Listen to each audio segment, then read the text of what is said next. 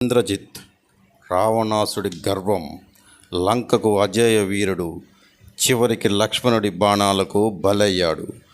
కొడుకు మరణ వార్త విన్న తర్వాత రావణుడు ఏం చేశాడు?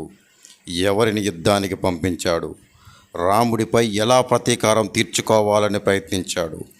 ఈరోజు మనం రామాయణ యుద్ధకాండలో అత్యంత భయంకరమైన ఘట్టాన్ని చూడబోతున్నాం.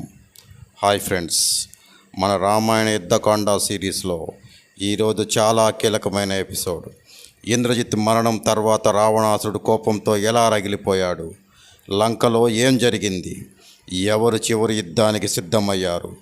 చివరికి రావణుడు స్వయంగా ఎలా రంగంలోకి దిగాడు అన్నది ఇప్పుడు చూద్దాం. లక్ష్మణుడి బాణాలతో ఇంద్రజిత్ మరణించాడని తెలుసుకున్న రావణుడు తీవ్రంగా విలపించాడు. తన అజేయ కుమారుడు చనిపోవడంతో రావణుడి హృదయం కోపంతో మండిపోయింది. కోపంతో ఉరకలెత్తిన రావణుడు రాముడిని, లక్ష్మణుని వెంటనే చంపాలని ప్రతిజ్ఞ చేశాడు. లంక మొత్తం భయంతో వణికిపోయింది. తన సైన్యాన్ని మరోసారి సిద్ధం కమ్మని రావణుడు ఆజ్ఞాపించాడు. లంకలో మిగిలిన రాక్షస వీరులను పిలిపించాడు. రాక్షస మంత్రులతో సమావేశమైన రావణుడు చివరి వరకు యుద్ధం చేస్తానని ప్రకటించాడు. ఎవరు వెనక్కి తలద్దని హెచ్చరించాడు. మహోదరుడు, మహాపాసుడు, విరూపాక్షుడు వంటి శక్తివంతమైన రాక్షసులను యుద్ధానికి పంపించాడు. భీకరమైన ఆయుధాలతో రాక్షస సేన యుద్ధం రంగంలోకి ప్రవేశించింది. వానర సేనతో ఘోర సంగ్రామం ప్రారంభమైంది. భయంకరమైన యుద్ధం ప్రారంభమైంది. కోపంతో రాక్షసులు త్వరగా పలువురు వానర సైనికులను సంహరించడంతో తక్కిన వారు శ్రీరాముని పాదపద్మములను ఆశ్రయించడానికై పరుగు తీశారు. తర్వాత రాముడు అత్యద్భుతమైన ఒక గంధర్వాస్త్రంను ప్రయోగించగా దాని నుంచి అపరిమితమైన బాణ ప్రవాహం బయలుదేరి రాక్షసులను ముంతెచ్చింది. వచ్చి పడుతున్న బాణ ప్రవాహముల సాంద్రత అధికమవడంతో రాక్షసులు రాముని చూడలేకపోయారు. అసంఖ్యాకులైన రాక్షస సైనికులు సంఖ్య విపరీతంగా పడిపోవడం మాత్రమే వారు చూడగలిగారు.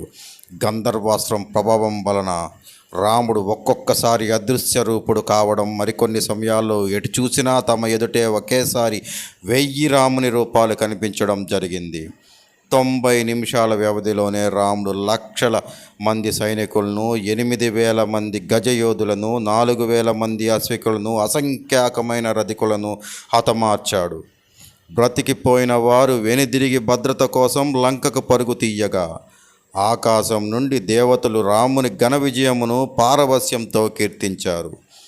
ఓ వానర మహావీరులారా, అలాంటి దివ్యాస్త్రములను ప్రయోగించడం నాకు పరమశివునికి మాత్రమే సాధ్యమని మీరు తెలుసుకోవాలి అని శ్రీరామచంద్రుడు చెప్పాడు. ఈలోగా లంకా నగరంలో మృతులైన రాక్షస యోధులకు చెందిన వితంతువులంతా ఒకే చోట చేరి తమ భర్తల మృతికి శోకించసాగారు. రామలక్ష్మణుల మధ్య శత్రుత్వముకు మూలకారకులైన మన వంశ నాశనమునకు హేతువైన శూర్పణఖ నాశనంగాను, ఇంతకు ముందే రాముడు రావణుడిని చాలాసార్లు ఓడించినందున తన అజేయ శక్తి ఏపాటిదో రావణుడు గ్రహించాలి. మూర్ఖుడైన మన రాజు విభీషణుడి హితబోధను ఆలకించక ఈ నాశనమును ఎందుకు ఆపలేకపోయాడు అంటూ వారు బిగ్గరగా ఏడవసాగారు. స్త్రీల రోదనలు విన్న రావణుడు ఒక్కసారిగా దుర్నివారమైన క్రోధంతో రగిలిపోయాడు. తోక తొక్కిన త్రాచులా బుసలు కొడుతూ, తక్షణమే నా సేనను యుద్ధమునకు సిద్ధపరచండి. చివరకు ఈ రోజున నా శర ప్రవాహంతో రాముడిని, లక్ష్మణుని, సకల వానరులను వధించి వేస్తాను. నా రథమును తీసుకురండి. దేహదారుఢ్యమున్న ప్రతి ఒక్క రాక్షస యోధుడు నా వెంట తప్పక వచ్చేలా చూడండి అంటూ తన సచివులను ఆదేశించాడు రావణుడు. రావణుని ఆదేశం మేరకు 1,00,000 మంది రథికులు, 3,00,000 మంది గజదళ యోధులు, 6 కోట్ల మంది అశ్విక సైనికులు, అపరిమిత సంఖ్యలో పదాతి సైనికులు బారులు తీరారు. అంతటా రావణుడు 8 అశ్వములు లాగే తన రథమును అధిరోహించి ప్రధాన దేవతలకు చెందిన అసంఖ్యాకమైన అస్త్రములను సమకూర్చుకున్నాడు. శంఖానాదములతోనూ శృంగానాదములతోనూ పురజనుల జయ జయధ్వానాలతోనూ కోలాహలంగా రావణుడు తన ప్రాసాదం నుండి బయటకు వచ్చాడు. ఈ కోలాహల ధ్వని విన్న వానరులు గుండెలు భయంతో గుళ్ళుమన్నాయి. అంతటా మహోదర, మహాపాస్య, విరూపాక్షలతో కూడి రావణుడు ఉత్తర ద్వారం నుండి వెలుపలకు వస్తుండగా విషాద సూచకమైన వాతావరణం నెలకొంది. కాలమేఘములు సూర్యుడిని కప్పివేస్తూ రక్తవర్షమును కురిపించాయి. రావణుని అశ్వములు మార్గంలో తడబడ్డాయి. రావణుని వామనేత్రం అదిరింది. ఆ సమయంలో ఆకాశంలో అటు ఇటు ఉల్కలు దూసుకు వెళ్ళాయి. రావణుని ధ్వజస్వూలం మీద ఒక రాబందు వాలింది. ఈ దుశ్శకులం వేటిని రావణుడు లెక్క పెట్టక తనకు దాపురించనున్న విధిని కలుసుకునేందుకు అలాగే సాగిపోయాడు.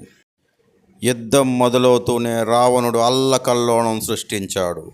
అతడు బాణముల దాటికి వానరులెవరూ నిలువలేకపోయారు. కోపంతో సుగ్రీవుడు వానరులను వెంట తీసుకుని రాక్షస సేనపై ఎదురు దాడికి దిగుతూ ఉండగా రావణుడు మాత్రం రావుని వైపు తన దృష్టి మరల్చాడు. అలా రామాయణంలో అత్యంత మహాయుద్ధానికి రంగం సిద్ధమైంది. ఒకవైపు ధర్మం, మరోవైపు అహంకారం.